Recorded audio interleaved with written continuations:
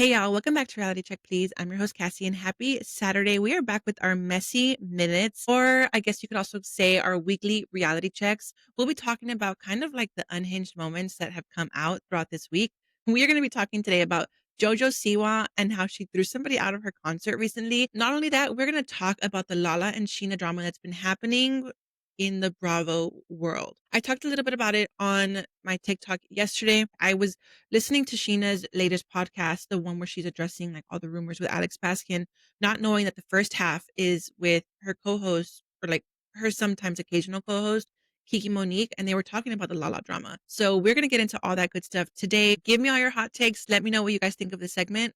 Don't forget to like, share, comment, subscribe. Let me know where you guys are watching. And with all that being said, let's jump right in. I'm going to start off with I guess we could start off with JoJo Siwa, and then we'll finish it off strong with the Lala and Scheana drama. Shout out to people on Instagram where they first reported this. You're not gonna come to my concert and bring a hoodie making fun of me. No way. No way, man. Thank you for coming. I appreciate it. But we only got room for infinity hearts in here, right? No, not in my house, baby. I love that JoJo did not back down. How are you going to have the audacity to, one, wear a hoodie that is disrespecting her, then be what it looks like kind of, up close at the stage and like front row? How are you going to, like, in what mind? And like some people are saying in the comments, not a fan, but why would you choose to do that anyway? People enjoy drama and disrespect too much. And I agree. You don't have to like JoJo. I love JoJo. She's a huge staple, ever since her iconic role on Dance Moms and then growing up with her like YouTube channel and like her singing. Like she is an icon. And then I really kind of got to see more of her after Special Forces. I'm a huge Nick Vile fan and like the Vile Files, and they became really close friends after Special Forces. And so it's always fun to see JoJo and what she's been up to. So good for her for giving the people that were trying to disrespect her at her own concert a reality check. Are you guys team JoJo or are you guys team the fans? Let us know down below. But moving on over to Lala and Scheana, this drama is a little longer, so it will take us a few more minutes to get through, unlike the JoJo drama of it all. So this is a little bit of the truth as to why Scheana and Lala are kind of like feuding right now.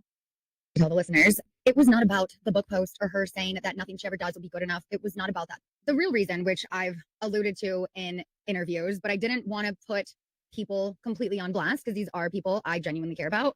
But it was that not one, but two of my closest friends repeated the Brock affair story to other people. One of those, it was repeated to Brittany. I know Brittany doesn't have bad intentions. I wanted to tell her myself. We didn't have a chance. That one, I'm like, I can get over that. Lala told Jenna Willis, who I have not been on good terms with since last season. So I guess over the months since the show wrapped last, September, leading up until February, Jenna had just been going in on me. And Lala, after I told her in February, like, hey, I thought as early as March, certain excerpts and things were going to be going out, and I didn't know the whole structure of it. So I wanted to tell her, obviously, before it was public. I told her in February.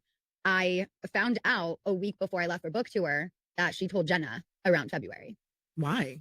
She did it to humanize me because she said that she was going so hard on me that she wanted to tell her about what I was actually going through. Tell the listeners, it was not about the book post or her saying that nothing she ever does will be good enough. It was not about that. The real reason, which for me personally, guys, I am team Scheana on this. Okay. I know people are going to say, well, she put it in the book. Like, what does it matter? Okay.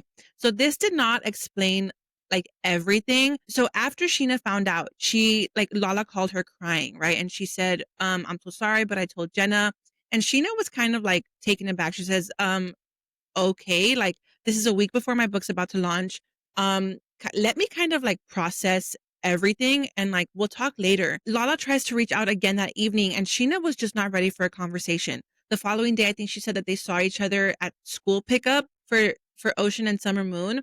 And again, it was kind of awkward. And Lala was still upset that Scheana had not reached out, not even 24 hours after like Lala broke the news to her. Long story short, it wasn't until I think it was either that same afternoon or the following morning where Lala tries to spin this on Scheana and says, you are not going to treat me like this. You are not going to, you're not going to what did she say? You're not going to treat me like this. You're not going to weaponize this against me. You put it in the book. You're monetizing about it. You're doing like covers. like you're not like you're being hostile and cold. Now, I have to say, guys, the end of the day, it is Scheana's story to tell. She wanted to be the person to tell her friends prior to the book coming out, right? It is her story to tell. It is not Lala's. Although Lala, I get it. Like Scheana even said, she may have had good intentions with trying to humanize Scheana with Jenna because Jenna was just coming so hard for Scheana, just so that she could say, you know what, hey, she's going through a lot. This is what's going on. If Scheana wanted to write about it in her book and have people find out the moment they read it, that is her. That is her right. Lala had no right to go behind Sheena's back and one, spill something that was so huge that Scheana kept hidden for what, 4 or 5 years? Can you imagine if roles were reversed and Lala was writing a book, a second book, right? And she includes something that no one has heard before about Randall, right? Or her brother, or her whatever. Someone that some about a subject or someone that we have not heard about, right? That is kind of like groundbreaking news. Let's say Lala tells Scheana, right? And if Scheana, knowing that Lala and let's say Katie or Lala and Ariana are not on good terms right now, and Scheana in good faith tells Katie or Ariana, hey, go easy on her. This is about to come out. Can you imagine the drama that would have unfolded on Lala's part? Can you even begin to imagine what Lala would have done to Scheana had Scheana gone behind her back to tell Ariana and Katie? I think people are forgetting that like it's not Lala's story to tell at the end of the day. So if she wanted to write it in her book, that is by all means her prerogative. She can do that. I have always been a little hot and cold when it came to Lala. Yes, do I think that at the very beginning of the seasons, you know, they were very hard on her, the cast, especially the girls, absolutely. But then she kind of got her in, and even more so when Randall came into the picture on the show, she thought she was like untouchable. She is all bark and no bite. She causes all this noise. She causes all these scenes. She yells. She gets in your face. She screams. But then a few months later or a few weeks later, she wants to go on an apology tour. Scheana said the same thing on her podcast yesterday when it dropped, that her and Ariana would talk about right before reunions. They would say, you know what, Lala's going to go on an apology tour.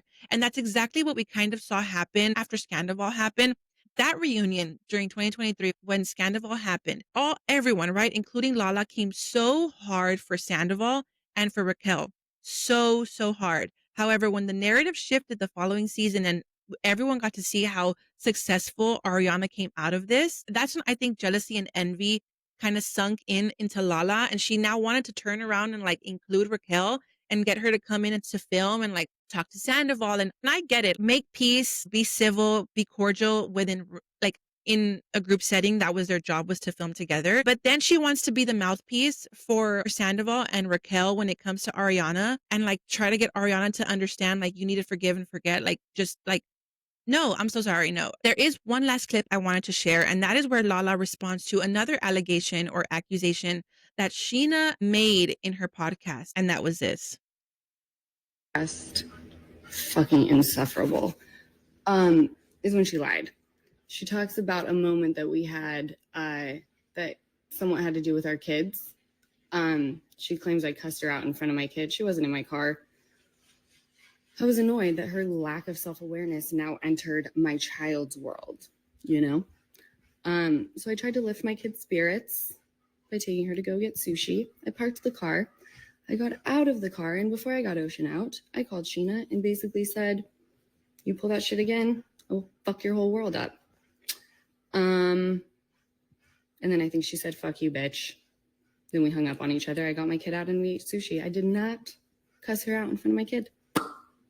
Sounds like she cussed me out in front of her kid, though. Huh? The only thing One thing I'm going to say, do I believe that Scheana said these words to Lala?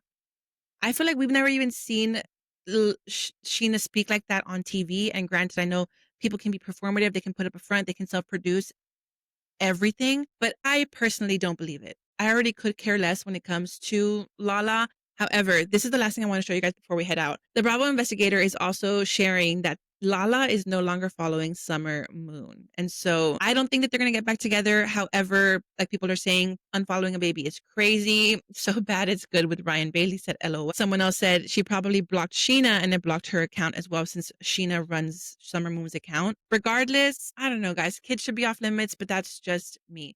What do you guys think? Pop off in the comment sections. And what do you guys think of these messy minutes? We'll talk about a little bit of everything. I know on our schedule, I had labeled this as like a weekly reality check, but maybe we can just switch it to messy minutes where we'll talk about everything across all networks, across all social media platforms. Everything is up for grabs when it comes to these messy minutes. So pop off in the comment sections. Let me know what you think. And we will be back next week for some more reality checks. Bye, y'all. Happy Saturday.